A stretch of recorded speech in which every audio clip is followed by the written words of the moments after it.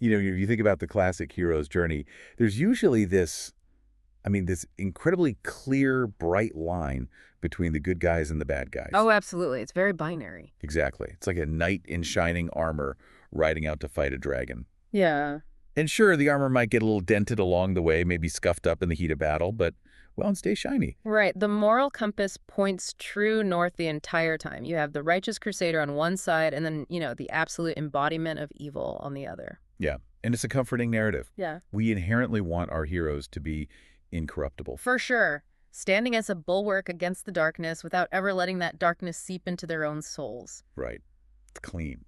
But then, and this is where things get wild with, you step into the grim darkness of the far future. Oh boy, yes. And suddenly that pristine armor is just covered in mud and blood and compromise. So much compromise. And you start to wonder, as the hero uses darker and darker methods, to when is the knight actually just becoming a slightly smaller dragon? That is a fascinating way to look at it. And that muddy, blood-soaked armor, that is the story of Gregor Eisenhorn. So today we're doing a deep dive into Malleus. It's the moment a loyal inquisitor realizes that to kill the dragon, he might have to grow scales of his own. It really is. We are venturing into the second installment of Dan Abnett's celebrated Eisenhorn trilogy, which is set in the famously unforgiving Warhammer 40,000 universe. And unforgiving is pretty much the only word for it. I mean, this is a universe where humanity is beset on all sides by just unimaginable horrors. Literally from every direction. Right. Extinction is a daily threat. And the people defending the Imperium of Man, well, they're often required to be just as terrifying as the things they fight. Which is saying something. It really is. The Inquisition in particular operates with absolute impunity to root out threats. And naturally, that breeds a deeply paranoid and honestly ruthless culture. So our mission for this deep dive today is to explore how this novel takes what could have been, a standard high-octane sci-fi adventure and completely transforms it. It really pulls the rug out from under you. It becomes this tragic, meticulous study of moral corruption. We're going to examine the core, really uncomfortable question beating at the heart of this text. How far can you go in fighting evil before you become evil yourself? That is the million-dollar question. Okay, let's unpack this. Because Malleus is not just an action narrative. It is a chilling look at the slippery slope of duty. Yeah, and what makes Malleus so exceptional from a structural standpoint is its execution of the classic second book arc. Oh, right, like the Empire Strikes Back of the trilogy. Exactly. In a trilogy, the first book introduces the world, establishes the rules, showcases the protagonist's strengths. We saw that in Xenos. Okay. But the second book, its entire narrative function is to strip away all of the protagonist's comfort zones. To take it all away. Yeah, it removes their safety nets, isolates them, and reveals the insidious nature of both systemic and personal corruption. It's where the real test of character happens. And to really understand that test, we have to look at the massive shift in the status quo before we even get to the main disaster of the book. The time jump. Yes. Let's talk about time and threats. Malleus was published in the same year as the first book, Xenos. But narratively, Abnett makes this incredibly bold choice. He thrusts the reader exactly 100 years into the future. A full century. It's a staggering narrative leap. It's huge. But, one that makes perfect sense within the mechanics of the 40K universe. Right, because of the technology. Exactly. Through Juvenot treatments, which are these advanced cellular rejuvenation therapies and bionics, high-ranking Imperial officials can live for centuries. So we aren't looking at a frail old man here. Not at all. We are looking at a man in his physical prime, but carrying the psychological weight of 100 years of relentless, traumatic warfare. That has to take a toll. We're looking at Inquisitor Gregor Eisenhorn, who is now this venerable, highly celebrated agent. He has a century more of experience, of trauma, of victories, and, well, of staggering losses. And the title itself tells us everything about the new threat. Right, so the first book was Xenos, which focused on alien threats. But Malleus refers to the Ordo Malleus, which is the specific branch of the Inquisition dedicated to hunting demons and the forces of chaos. It's a huge pivot. It is. What's fascinating here is the thematic shift this represents. I mean, fighting aliens, the Xenos threat, is largely an external physical war. You're fighting creatures with biology, ships, plasma weaponry. Exactly. You can shoot an alien. You can orchestrate an orbital bombardment on an alien stronghold. It's a tactical material war. But fighting chaos. Right. Fighting the demonic. That is an internal spiritual war. Because you can't just shoot a concept, right? You can't put a bullet in the idea of despair or rage or excess. Precisely. Chaos, or the warp, is an insidious force that corrupts the mind and the soul. It's terrifying. It's an alternate dimension of pure psychic energy shaped by the emotions of sentient beings. The enemy doesn't just want to kill you, it wants to tempt you. Yeah, it uses your own flaws, your own desires, and your own fears against you. So when Eisenhorn pivots from the Ordo Xenos to fighting chaos alongside the Ordo Malleus, the battlefield fundamentally moves from the physical world into his own psyche. Which brings us perfectly to the prelude of the novel. It's a short story called Missing in Action. Ah, yes. Such a good piece. It's set just months after the first book, so it acts as this vital narrative bridge before that massive 100-year time jump we just talked about. Right. In this story, Eisenhorn is investigating a series of gruesome murders in a city called Urbitane, and it has all the hallmarks of a chaos cult. And it functions as a brilliant piece of connective tissue. It establishes the grim, foreboding atmosphere of investigating the warp right away. You really feel the dread. You do. It shows the street-level rot that chaos induces in a massive hive city. But the way it unfolds is what really caught my eye.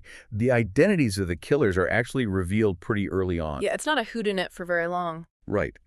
They aren't these cackling, mustache-twirling villains. They're veterans. Former Imperial Guardsmen. Exactly. Men who survived horrific wars, only to be totally abandoned by the sprawling, uncaring bureaucracy of the Imperium. Their motivations provide this deeply tragic surprise. It's heartbreaking, really. It is. And this is where the narrative subverts our expectations of the genre. Usually a hardcore inquisitor in this universe is an absolute zealot. Oh, burn the heretic, no questions asked, no hesitation. Yeah. But here, we see a rarely seen, deeply personal side of Eisenhorn. We see genuine empathy for these broken soldiers. It's a very striking moment. It almost feels like Abnett is laying down a marker. He's intentionally showing us the baseline Goodman Eisenhorn used to be, right before the 100-year time jump forces him to completely harden his heart. I agree completely. If we are going to watch a man's moral descent, we absolutely need a clear baseline of his humanity first. We need to know what he's losing. Exactly. This story provides a brief but deeply effective character anchor. It humanizes him. It shows that he isn't just a mindless executioner. He's a man who can recognize the tragic, systemic circumstances that might drive loyal citizens to darkness. He gets why they broke. Yes. He understands why they broke, even as his duty forces him to execute them for it. It introduces the central, agonizing tension of the entire text, the realization of whether the ends can ever truly justify the means when the machine you serve is so deeply flawed. He still has a beating heart under the armor. He still feels the weight of pulling the trigger. For now. Right, for now. Because as we jump that century and move into the main narrative of Malleus, that empathy becomes a fatal liability. The prelude is the empathetic detective work before the brutal, unforgiving reality of the 40K universe comes crashing down on him. And wow, does it crash down. Bleh. Moving into the main narrative, the book immediately highlights the absolute fragility of power. It wastes no time. The opening chapters do not ease you in at all. We open in medias res. Eisenhorn and his trusted retinue are hunting a heretic named Beldam Sadia. And this isn't just any heretic. No, she has been consorting with the Dark Eldar. For anyone listening who might be unfamiliar, the Dark Eldar aren't just aliens. They are an ancient, sadistic race that literally sustains their own souls by inflicting agonizing, prolonged torture on others. Just incredibly grim stuff. So the stakes of this hunt are unimaginably high. And the hunt goes horribly, disastrously wrong. It is a masterclass in dismantling a protagonist. Abnett doesn't just have Eisenhorn fail, he breaks him. Completely. Eisenhorn is pushed to the absolute brink of death, and many of his beloved entourage people he has fought beside for decades, people the readers have come to care about, are brutally slaughtered. Right off the bat. All within the opening sequence. It reminds me of a specific trope in video games. Oh, like the sequel reset. Exactly. You know when you play a massive RPG, and by the end of the first game, you have the legendary golden armor, the flaming sword of destiny, all your skills are maxed out, and you are basically a god walking among men. You're untouchable. Right. Then you boot up the sequel, You expect to start with all your cool gear, and in the first 5 minutes, a cutscene plays where the villain beats you within an inch of your life, throws you down a well, and strips you of absolutely everything. Back to level 1. You are back to zero. It's infuriating, but it tests the protagonist's iron will right from the jump. Taking that video game analogy a step further, imagine if the game also permanently deleted your favorite companion characters in that opening cutscene. Ugh, that would be devastating. Because that is what Abnet does here. It completely recalibrates the power dynamics. Eisenhorn is a century older, he's a celebrated inquisitor, he is at the top of his game. The reader expects him to be untouchable. Yeah, we think he's got plot armor. But stripping that away establishes a pattern of profound, irreversible loss.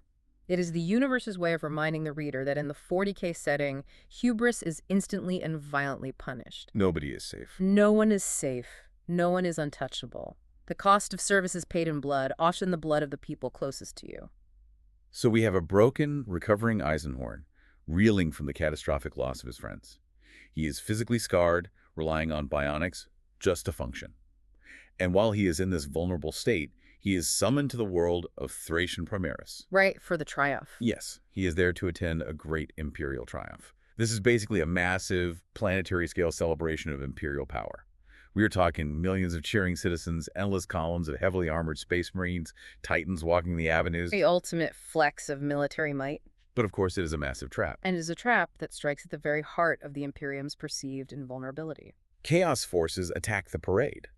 But they don't do it with a conventional bombing or an orbital strike. They unleash a cadre of powerful rogue psychers. Which is horrifying. These are individuals who draw raw, volatile power directly from the warp. To use the warp is to risk demonic possession with every single thought. And these aren't just any psychers. No. These rogue psychers are heavily corrupted and incredibly powerful, and they are set loose in the middle of a densely packed crowd. The result is a total reality breakdown. The descriptions in the book are just insane. Gravity inverts, warp fire consumes thousands in seconds, people are turned inside out. It is sheer, unadulterated madness. Yeah. The book calls it a carnage without name. Carnage without name. That phrase perfectly encapsulates the scale of the horror. We have to break down the symbolism of this specific disaster, though. Oh, definitely. A triumph is the ultimate display of imperial hubris. It is the empire patting itself on the back, projecting an illusion of absolute, unshakable control to its citizens. Like, look at our armies, look at our weapons. We have mastered the galaxy. A giant, planetary-sized, mission-accomplished banner. And the escape of these Alpha Plus psychers shatters that illusion in the most horrific, undeniable way possible. It exposes the utter fragility of the Imperium. Because normal weapons don't work. Right. Conventional weapons, the millions of soldiers marching in the parade, they are completely useless against reality-bending warp magic.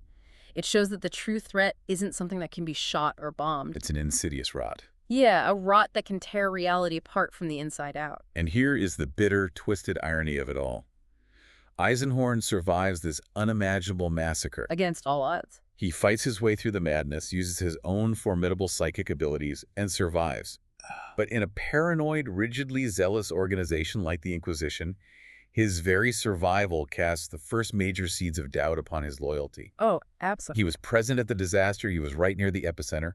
He didn't die when millions of others, including heavily armored space marines, were obliterated. Which looks incredibly suspicious to them. Therefore, to the intensely paranoid minds of his superiors, he must be complicit. He becomes a prime suspect in his own organization. It is the ultimate catch-22 of the Inquisition. Damned if you do, damned if you don't. Literally, if you die in service to the Emperor fighting a chaotic threat, you are a revered martyr. If you somehow survive a catastrophic attack by the forces of chaos, you clearly must have made a deal with the devil to live. Wow. The sheer statistical improbability of survival becomes evidence of heresy. That is so messed up, but it makes perfect sense for this universe. Yeah. Because he survived the tragedy at Thracian Primaris, Eisenhorn is now completely alienated. He's on his own. This forces a massive dramatic shift in the plot's momentum. We transition from a methodical, powerful investigator holding all the cards into a high-stakes, desperate chase. A manhunt, essentially. Eisenhorn becomes a man fighting on two fronts. On one hand, he realizes the Thracian disaster is tied to a being called Churbail. Now, we have to talk about Churbail. We absolutely do. This isn't just a monster. Cherubiel is a phenomenally powerful demon host from Eisenhorn's past. And for context, a demon host is one of the most terrifying concepts in the 40K lore. It really is. It is a human body that has been forcibly possessed by a creature of the warp, but bound by dark, arcane runes so that the demon is trapped in the physical realm. The power they wield is catastrophic. And Cherubiel has a very specific, deeply personal agenda here to ruin Eisenhorn, not just to kill him. Killing him is too easy. Right. Cherubiel wants to corrupt him. He wants to break his spirit and turn this celebrated Inquisitor into an agent of chaos. And Cherubiel is doing this by actively framing him. It's so devious. Cherubiel is using warp manipulation and cultist proxies to drop Eisenhorn's name to other Inquisitors. He is leaving a psychic and physical breadcrumb trail that points directly to our protagonist as the mastermind behind the chaos. It is a brilliantly sadistic strategy. Cherubiel knows that the Inquisition will do the work of destroying Eisenhorn for him. Yes. Which brings us to the second front. Simultaneously, the Inquisition is now actively hunting Eisenhorn. His own people. Because Cherubiel is dropping his name, and because Eisenhorn improbably survived the massacre at the Triumph, it creates this damning pattern of coincidences. The Inquisition officially charges him with excommunicate traitorous heresy and treason. The highest crime. Here's where it gets really interesting. This entire dynamic is essentially the ultimate noir thriller trope grafted onto a sprawling sci-fi epic. Oh, I see where you're going with this. He is the rogue cop. He's been stripped of his badge, his gun, and his authority. He is on the run from his own corrupt or at least deeply misguided department, and he is the only one who can catch the real killer to clear his name. It is a seamless genre mashup. But beyond just being a cool narrative hook, it serves a vital thematic purpose. How so? By making Eisenhorn a fugitive, Abnett forces us to delve into the internal factionalism and the deeply entrenched politics of the Inquisition itself. The Inquisition is not a monolith. It's not just one unified force. Far from it. It is deeply fractured by competing ideologies.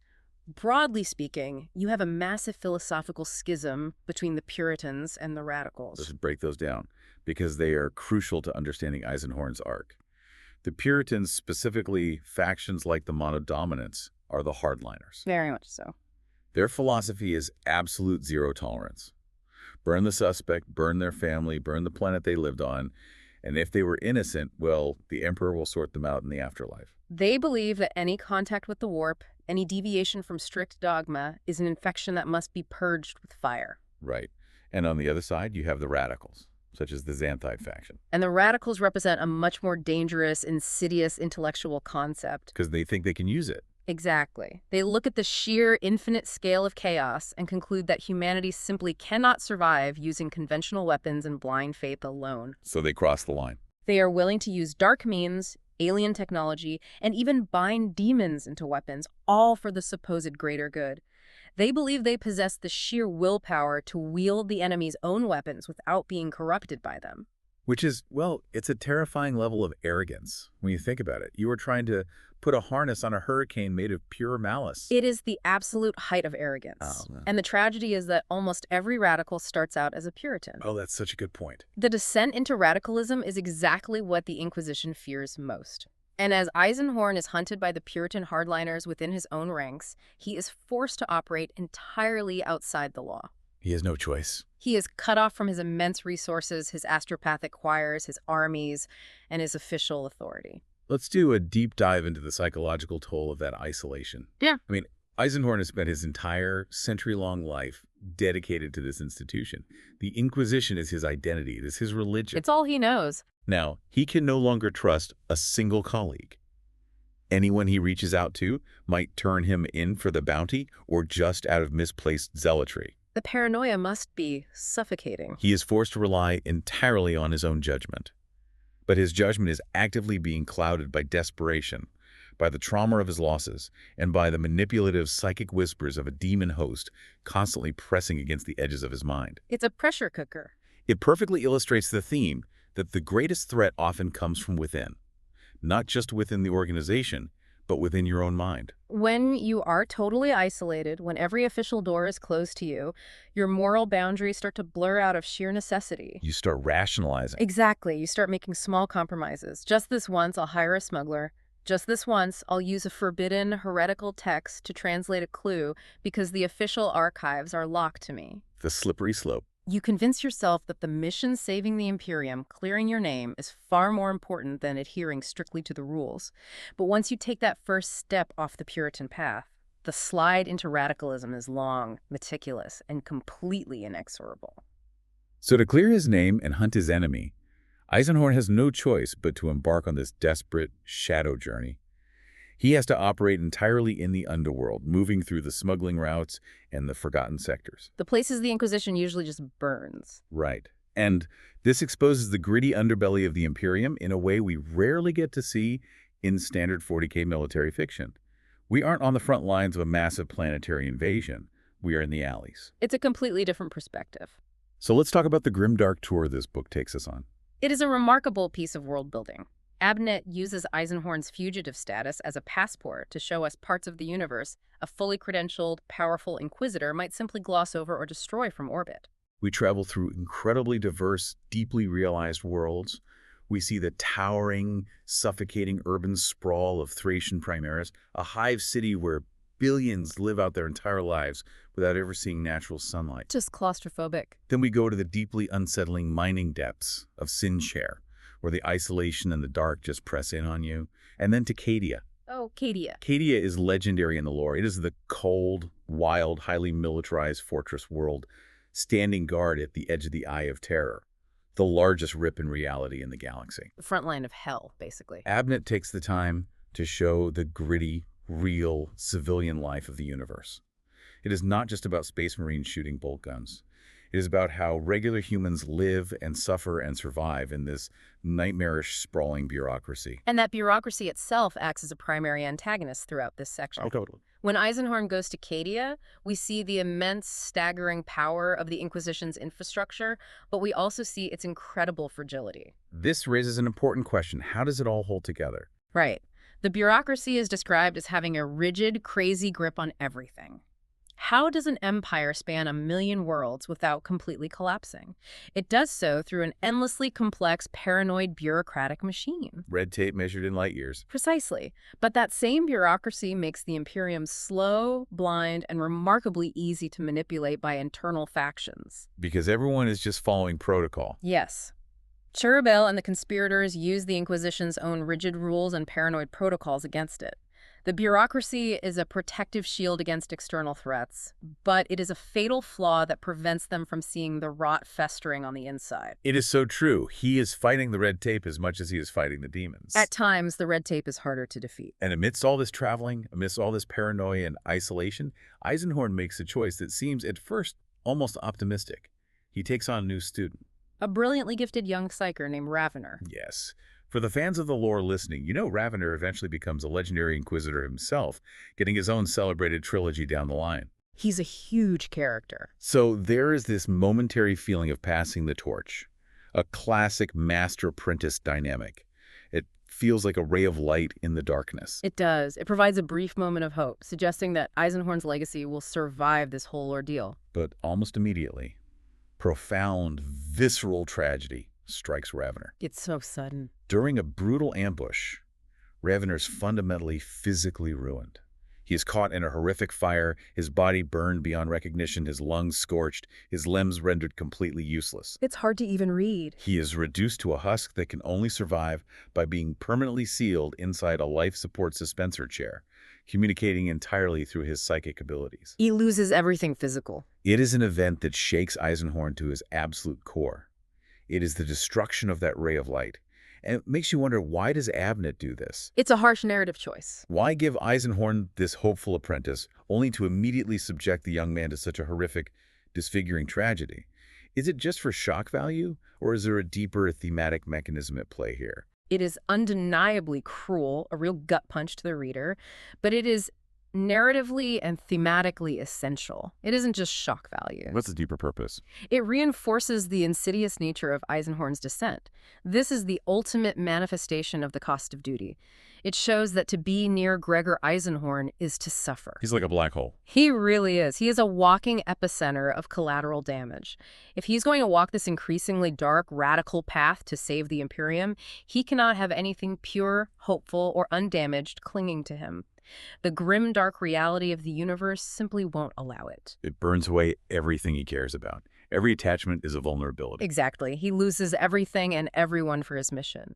The tragedy of Ravener is the ultimate proof that Eisenhorn's crusade destroys the very people he is ostensibly trying to protect. That guilt must be crushing. It leaves him entirely alone, carrying the immense crushing guilt of what happened to his student.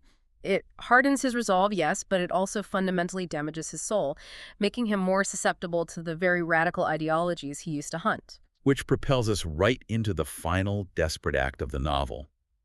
The relentless chase across the Imperium, the loss of his friends, the maiming of his student, it all culminates in a confrontation. The breaking point. And this confrontation resolves the physical threat, but it cements the protagonist's moral defeat.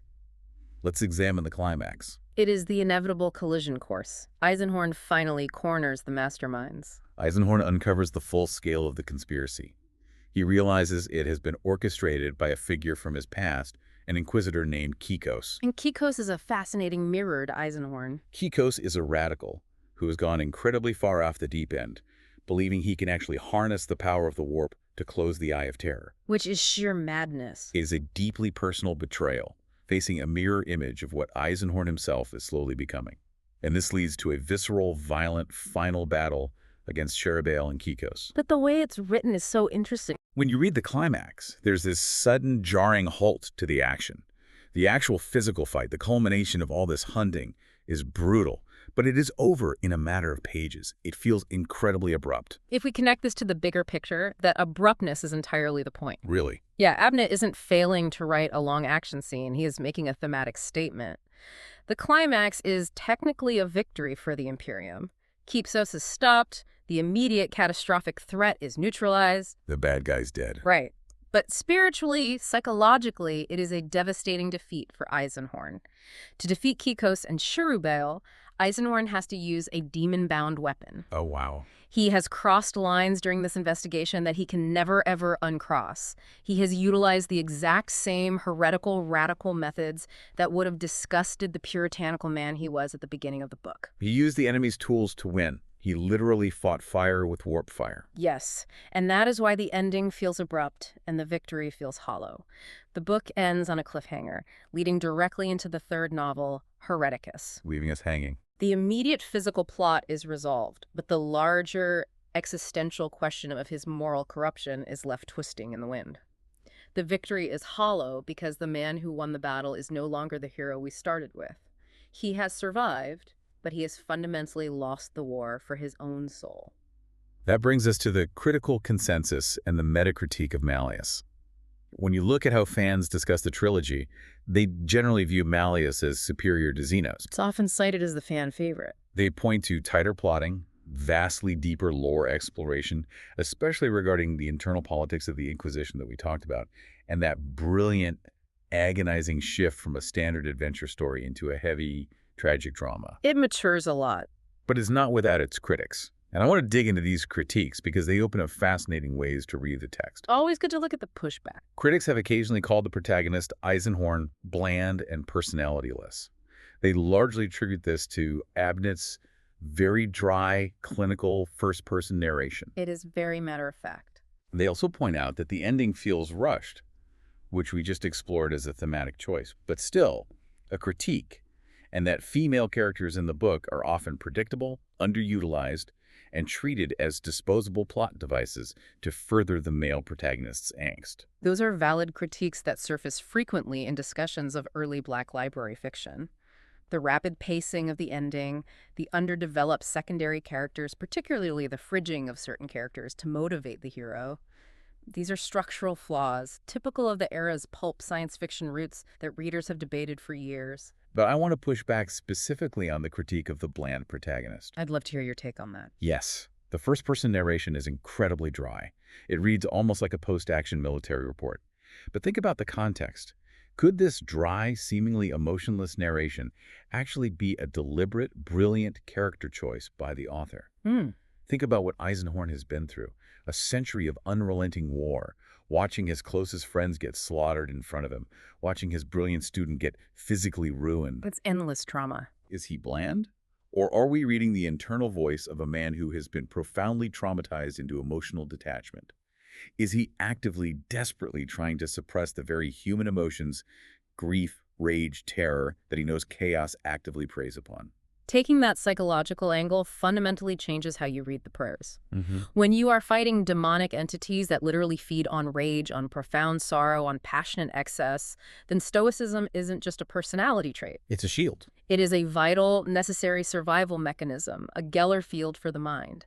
If he allows himself to feel the full, crushing weight of his grief over Ravener, or his rage at the Inquisition's betrayal, a demon will use that exact emotion as a wedge to pry open his mind and possess him. He can't afford to feel. So the clinical detached narration can absolutely be seen as his ultimate psychological armor. Exactly. The blandness is the defense mechanism. Exploring that theory balances well with the broader critiques. We can acknowledge that the treatment of certain characters, particularly the disposal of female companions merely to generate trauma for Eisenhorn, is a genuine flaw in the narrative execution. Right, two things can be true at once. Yet, simultaneously, we can deeply appreciate the narrative mastery of the protagonist's internal voice, documenting his own long, meticulous slide into moral ambiguity with the chilling detachment of a coroner. It is a remarkably complex text, and that is why it is so deeply rewarding to dissect. So what does this all mean?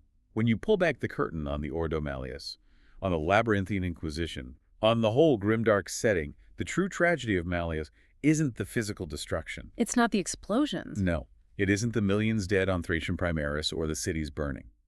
The true tragedy is the story of a man who, willingly, consciously sacrifices his own soul, piece by piece, to protect an imperium that no longer even trusts him. He damns himself so that others don't have to. And the most heartbreaking part is that he is entirely self-aware. He knows what's happening. He knows he is doing it. He knows he's becoming the monster, but he truly believes it is the only way to hold back the tide. Exactly.